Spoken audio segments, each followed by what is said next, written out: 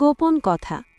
প্রথম নাতনি হইয়াছে, তাহাকেই দেখিবার জন্য ট্রেনে চড়িয়া বহু দূরের পথে যাত্রা করিয়াছিলাম। প্রথম নাতনি হইলে মনের ভাব কেমন হয় তাহার বর্ণনা করিব না।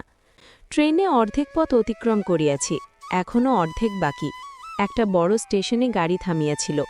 আমি বোধ করি নবীনা নাতনির কথা ভাবিতে ভাবিতে একটু আচ্ছন্নের মতো হইয়া পড়িয়াছিলাম। পাশের প্ল্যাটফর্মে উল্টা দিক হইতে একটা গাড়ি আসিয়া থামিতে সচেতন হইয়া উঠলাম। দুই গাড়ির মধ্যে হাত দুই আড়াই ব্যবধান। জানালা দিয়া মুখ বাড়াইতেই ও গাড়ির জানালায় একটি মহিলার সঙ্গে চোখাচোখি হইয়া গেল। যুবতী নয়, বয়স 40 পার হইয়া গিয়াছে, ভারী ভুরি গড়ন, কিন্তু মুখ হইতে যৌবনের কমনীয়তা সম্পূর্ণ মুছিয়া যায় নাই।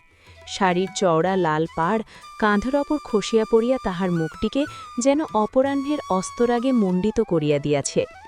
ও গাড়ির ভিতর দিকে বোধহয় আরও 2-4টি স্ত্রীলোক ছিলেন, কিন্তু আমার চোখে তাহারা অস্পষ্ট পশ্চাৎপটের মতো আবছায়া হইয়া রহিলেন। আমি কেবল এই মহিলাটির দিকে বিস্ফারিত চক্ষে চাহিয়া রহিলাম। তিনি প্রথমটা মুখ ফিরাইয়া লইয়া আবার যেন দ্বিগুণ আগ্রহ ভরে আমার মুখের পানে চাহিলেন। দুইজন অপরিচিত প্রৌঢ়া নীলজ উৎকণ্ঠায় পরস্পর মুখের পানে তাকাইয়া আছি, কিন্তু সত্যি কি অপরিচিত? তাহার অধরপ্রক্তে চাঞ্চল্য খুলিয়া গেল। দেখিলাম সম্মুখের দুইটি দাঁতের মধ্যে একটি অপরটির ওপর সামান্য অনধিকার অভিযান করিয়াছে। একসঙ্গে অনেকগুলো কথা হুড়মুড় করিয়া কণ্ঠ দিয়া বাহির হইতে চাহিল, কিন্তু কোনোটাই বাহির হইতে পাইল না। এই সময় হ্যাঁচকা দিয়ে আমার গাড়ি ছাড়িয়া দিল। ক্ষণকাল জড়বৎ বসিয়া রহিলাম, তারপর জানালা দিয়া গলা বাড়াইয়া চিৎকার করিয়া বলিলাম, গোপন কথা। তিনি তখন দূরে সরিয়া যাইতেছেন। দেখিলাম শাড়ির লাল পাড় আঁচলটা মাথায় তুলিয়া দিয়া তিনি মুখ বাড়াইয়া হাসিলেন, তারপর সংকেত ভরা একটি তর্জনী তুলিয়া ঠোঁটের ওপর রাখিলেন। 25 বছরের পুরানো একটি দিন চোখের সম্মুখে ভাসিয়া উঠিল। এই হাসি ও সংকেতের মর্ম আমরা দুইজন ছাড়া পৃথিবীতে আর কেউ জানে না। একটি নবীন যুবক ও একটি সম্পূর্ণ অপরিচিতা নবযুবতীর মধ্যে একদিন একটি নির্জন স্থানে কিছু গোপন কথার বিনিময় হইয়াছিল। নিন্দনীয় কথা নয়, জানিতে পারিলে পুলিশে বাঁধিয়া লইয়া যাইবে এমন কথা নয়, তবু গোপন কথা। শতাব্দীর এক পাত ধরিয়া এই কথাটি বুকের মধ্যে লুকাইয়া রহিয়াছে। জীবনে যে নারীটির সহিত সর্বাপেক্ষা নিবিড়তম ঘনিষ্ঠতা হইয়াছে, তাহার কাছেও কোনোদিন প্রকাশ করি নাই। পাঠকের হয়তো কৌতূহল হইতেছে, কি এমন গোপন কথা, কিন্তু বলিব না। হয়তো তাহার মধ্যে একটু অম্লমধুর কৌতুকের রস ছিল, হয়তো যৌবনের অর্থহীন চপলতা ছাড়া তাহাতে আর কিছুই ছিল না, তবু বলিতে পারিব না। এবং আমার দৃঢ় বিশ্বাস, যিনি এই গোপন কথার অংশভাগিনী ছিলেন, যিনি এইমাত্র চকিতের জন্য দেখা দিয়া কোনো অজানা নিরুদ্দেশের অভিমুখে চলিয়া গেলেন, যাহার সহিত জীবনে বোধহয় আর কখনো চোখাচোখি হইবে না, তিনিও এই কথা সযত্নে অতি সন্তর্পণে সকলের নিকট হইতে লুকাইয়া রাখিয়াছেন। যে পুরুষটির সহিত তাহার সর্বাপেক্ষা অধিক ঘনিষ্ঠতা হইয়াছে, তাহাকেও একটি কথা বলেন নাই। মনটা কিছুক্ষণ পূর্বে দূর ভবিষ্যতের স্বপ্ন দেখিতেছিল, এখন দূরতর অতীতের পানে ফিরিয়া চলিল। কি আশ্চর্য এই মানুষের মন! শুধু অতীত আর ভবিষ্যৎ লইয়াই কি তাহার অস্তিত্ব? আমার নাতনি যখন 15 বছরের হইবে, তখন তাহার কানে কানে আমার গোপন কথাটি বলিব কি? না, বলিব না। অতীতের এই সামান্য কথাটি ভবিষ্যতের কাছে চিরদিনের জন্য অকথিত থাকিয়া যাইবে। এইখানেই আমাদের গোপন কথার পরম পরিপূর্ণতা। একদিন ফাল্গুনের আরম্ভে একটি কবশ নদী প্রহরে বাইসিকেলে আরোহণ করিয়া একাকী এই স্থানে বেড়াইতে গিয়াছিলাম। স্থানটি বড় ভালো লাগিয়াছিল, কিন্তু সেদিন আমার মনে ঐতিহ্যের রস ভালো করিয়া জমিতে পায় নাই। তাহার প্রধান কারণ, দুইটা কোকিল ভগ্নস্তূপের দুই প্রান্তের কোনো পল্লব পুঞ্জে প্রচ্ছন্ন থাকিয়া তর্ক আরম্ভ করিয়া দিয়াছিল। একটি তার্কিকের মেজাজ কিছু কড়া, অপরটি মন্দে ব্যঙ্গপ্রিয়। একজন যতই মোলায়েম ব্যঙ্গ করিতেছিল, অপরটি ততই ঝাঁজিয়া উঠিয়া রূঢ় কণ্ঠে জবাব দিতে চেষ্টা করিতেছিল। কি লইয়া তর্ক তাহা অনুমান করিতে পারি নাই। মৃত লক্ষ্যহীনভাবে এদিক ওদিক ঘুরিতে ঘুরিতে ঈষৎ কৌতুকের সহিত মনে হইয়াছিল, বুড়ি কাজ শেষ করিয়া যতই ঝিমাক, পৃথিবীতে যৌবন, বসন্ত আর কোকিলের কাজ কোনো দিনই শেষ হইবে না। তার্কিকদের তর্ক ক্রমশ উষ্ণতর হইয়া উঠিতেছিল।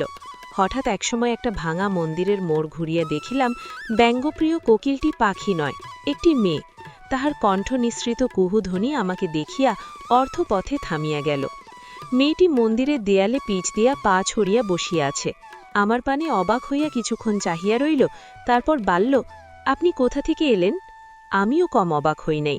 তাহার বয়স 16 কি 17, দীঘল তন্নি, মুখখানি মোমের মতো সুকুমার, গলাটি মিষ্ট, কিন্তু কোকিলের গলা যে অবিকল নকল করিতে পারে তাহার গলা সম্বন্ধে অধিক বলাই বাহুল্য।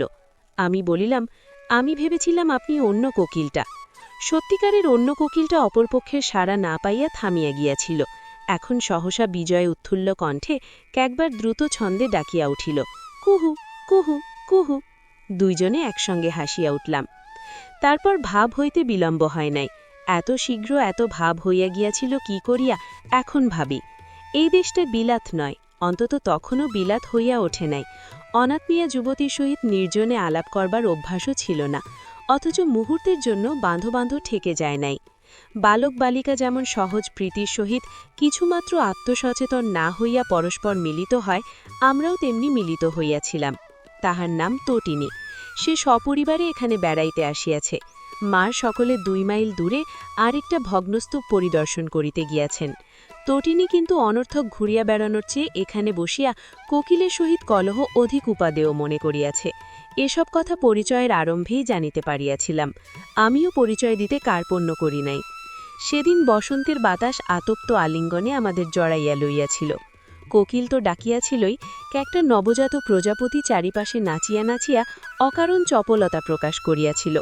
কিন্তু সেদিনকার স্মৃতির মঞ্জুষায় যে কথাটি আজও আমার মনে আনন্দের প্রভা বিকিরণ করিতেছে, তাহা এই যে বসন্ত আমাদের জড়াইয়া লইয়াছিল, কিন্তু বসন্ত সখার দেখা সেদিন পলকের জন্যও পাই নাই।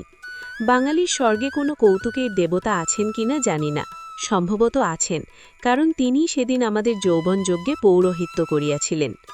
দুইজনে ছুটাছুটি করিয়াছিলাম, লুকোচুরি খেলিয়াছিলাম, নির্ঝরিণীর ধারে পাশাপাশি হাঁটু গাড়িয়া বসিয়া অঞ্জলি ভরিয়া জল পান করিয়াছিলাম।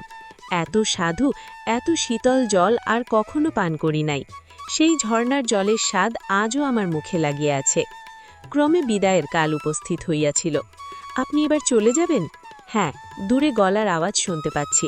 ওরা এসে পড়বার আগেই চলে যায়, নইলে আজকের এই নিখুঁত দিনটার ওপর দাগ পড়ে যাবে। আচ্ছা আসলুম। অকপট সৌহার্দ্যে তাহার পানে হাত বাড়াইয়া দিয়াছিলাম। সে আমার হাতখানা 2 হাতে তুলিয়া আমার মুখের পানে চাহিয়াছিল। আর কখনো আমাদের দেখা হবে না? সম্ভব নয়, কিন্তু এই ভালো। হ্যাঁ, আজকের দিনটা আমার অনেক দিন মনে থাকবে। হঠাৎ মাথায় একটা বুদ্ধি আসিল। এসো, এক কাজ করি, তাহলে কেউ কাউকে ভুলব না। আমি তোমাকে আমার একটি গোপন কথা বলি, তুমি আমাকে একটি গোপন কথা বলো, কিন্তু শপথ রইল কেউ কোনোদিন আর কারুর কাছে এ কথা বলবো না। সে ক্ষণকাল ভাবিয়াছিল, ভাবিতে ভাবিতে তাহার চক্ষু উজ্জ্বল হইয়া উঠিয়াছিল। আচ্ছা, আমি তাহার কানের কাছে মুখ লইয়া গিয়া একটি গোপন কথা বলিয়াছিলাম। শুনিয়া সে চকিত সকৌতুক দৃষ্টিতে আমার পানে চাহিয়াছিল। তারপর একটু হাসিয়া একটু লাল হইয়া আমার কানে কানে তাহার গোপন কথাটি বলিয়াছিল। সে দাঁড়িয়া রহিল, আমি চলিয়া গেলাম। কিছুদূর গিয়ে একবার ফিরিয়া দেখিলাম, সে একটু হাসিয়া ঠোঁটের ওপর আঙ্গুল রাখিল।